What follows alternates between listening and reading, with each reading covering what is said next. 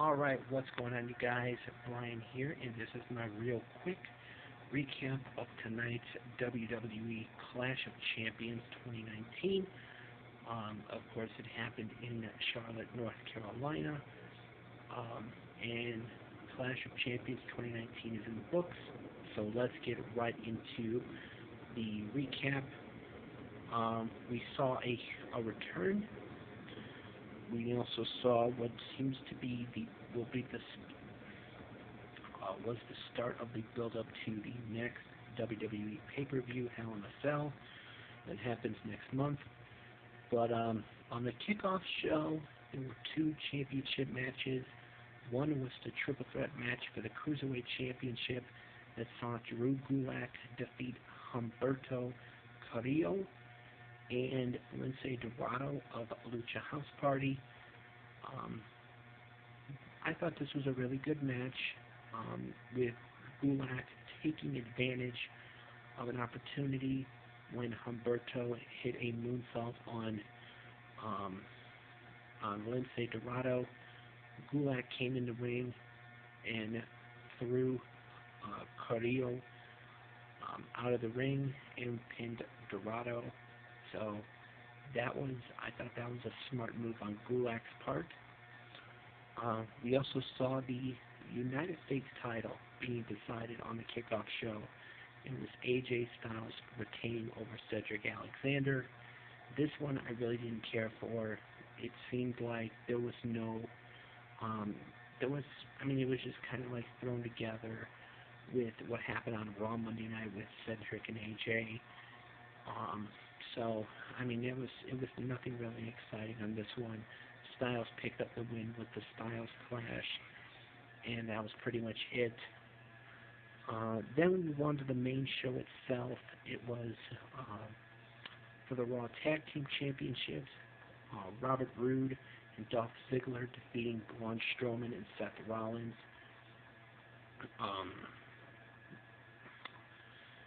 It was okay. It was an okay match, but really, there's really nothing special.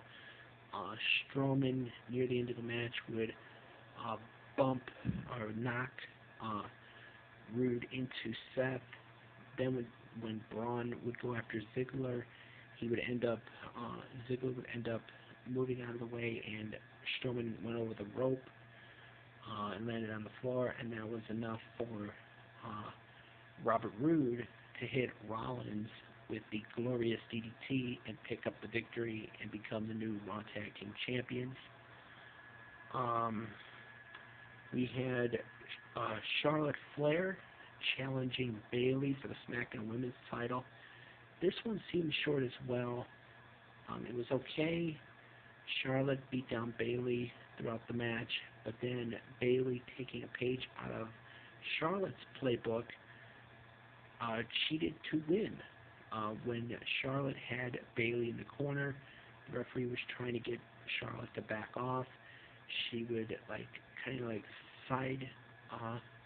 sidestep him, but not realizing that Bayley had untied the turnbuckle pad, I believe on the bottom rope. Charlotte went in to get Bayley. Bayley grabbed her and threw her into the exposed steel, and that was enough for Bayley to keep Charlotte down for a count of 3. So Bayley cheating to win and retain her SmackDown Women's Championship in what I thought was an okay matchup. Really nothing excellent about this match. So then we had the Revival defeating the New Day's Big E and Xavier Woods to become the new SmackDown Tag Team Champions. This matchup was good. I thought it was good. The Revival, near the end of the match, they took out Big E and then went after Xavier Woods' knee, locking him into a submission and making him tap out. So the Revival are now the SmackDown Tag Team Champions. We had Nikki Cross and Alexa Bliss retain the Women's Tag Team Championships. over Mandy Rose and Sonya Deville. I thought this was a decent match based on the story that they were saying about with this feud with Mandy and Sonya making fun of Nikki Cross, and as far as her looks are concerned. There was a funny part in this match where R-Truth ran out and a lot of the superstars were chasing him. R-Truth would end up in the ring. Another referee would come in. Of course, R-Truth is the current 24/7 champion. Alexa Bliss tried to pin him to win the title, but he kicked out at 2, and then would run away with Carmella before any of the other superstars could get their hands on him. But Alexa and Nikki Cross retained their women's tag team titles over Mandy Rose and Sonya Deville, Fire and Desire. Then we had Shinsuke Nakamura with Sami Zayn defeating The Miz to retain his Intercontinental Championship. This one I really didn't care for either. I really didn't care for it that much. Sami Zayn interfered at the end of this match, and that is what caused The Miz to lose. So Nakamura is still the Intercontinental Champion. And wasn't even I wouldn't even say this was a good matchup.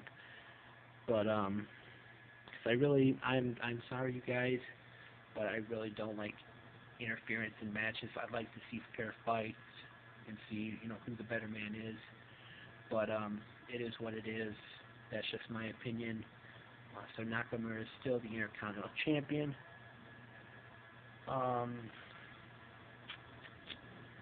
In what I thought was a really good matchup as well, Sasha Banks defeated Becky Lynch via disqualification. Therefore, Becky is still the Raw Women's Champion. This one was actually really good. I liked the story behind it of Sasha making her return and targeting Becky.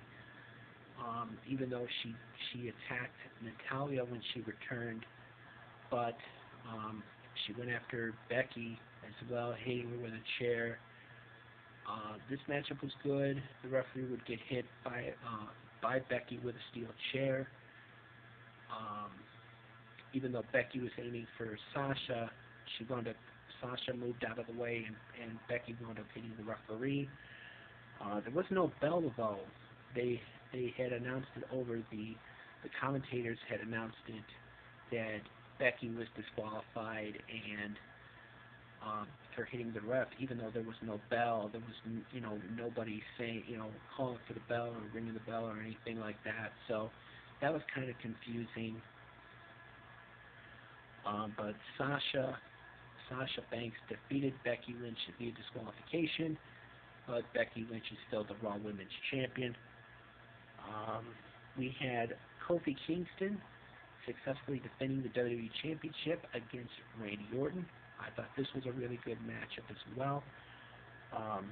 Kofi would counter the punt by Randy Orton and would wind up hitting Trouble in Paradise to retain the WWE title. I'm hoping that these two do not do a rematch. They don't do a rematch between these two because there's no point in now of them doing it now with them having that double count out at SummerSlam last month, and now Kofi winning this matchup. I don't see them doing a rematch, but this is WWE. They'll probably do another rematch, but there's no point of it. We saw Eric Rowan, with the help of the returning Luke Harper, defeats Roman Reigns in a no disqualification match. Rowan had most of the match dominated. Then Roman Reigns would come back and fight back, and they would end up on the stage. Roman would hit Rowan a couple of times with that camera that they have with that hangs, like how Rowan did on SmackDown.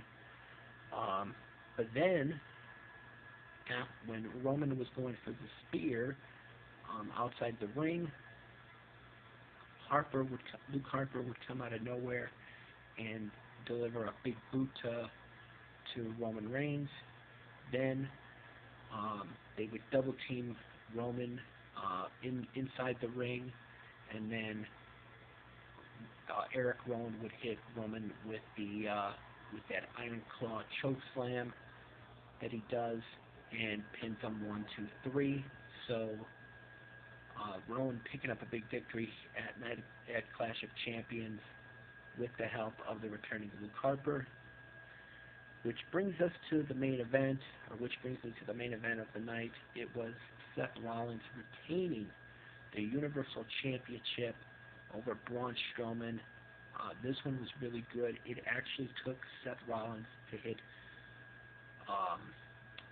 four curb stomps, or 4 stomps, and a pedigree to finish off Braun Strowman.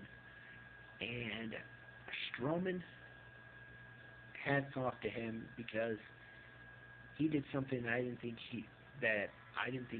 or anybody thought that he would ever do, and that is for I think the second time in his WWE career, he would hit a splash off the top rope on Seth Rollins and almost beat him. But as I mentioned, Seth would wind up hitting 4 stomps, and also a pedigree. It would take the pedigree and then the 4th stomp to finish Strowman off. So Seth Rollins is still your Universal Champion, but he did not have time to celebrate, as he would be standing on the ramp and the lights would go out, and who would appear? The Fiend, Bray Wyatt. He would appear, he would grab Rollins, then and hit Sister Abigail on Seth, and then would proceed after that to deliver the Mandible Claw.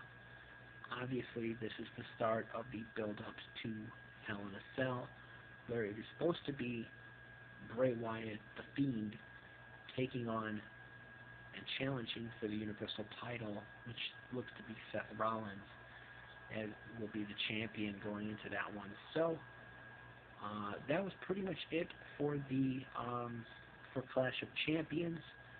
My overall thought on the show, I thought it was a decent show. There were maybe 1 or 2 matches that I really didn't care for, maybe even 3 matches I really didn't care for, but the other ones I thought were really good. So with that being said, if you guys watched Clash of Champions tonight, let me know what you guys thought of it in the comments below. It'll be interesting to see what happens on Raw tomorrow night, as well as SmackDown this Tuesday night, to see the fallout from that event. And also, NXT will be making their debut this Wednesday on the USA Network. So that'll be interesting to see what happens with the matches that take place on that. So with that being said, this has been my Clash of Champions recap for tonight's Clash of Champions 2019. As always, I am Brian, and thank you for watching.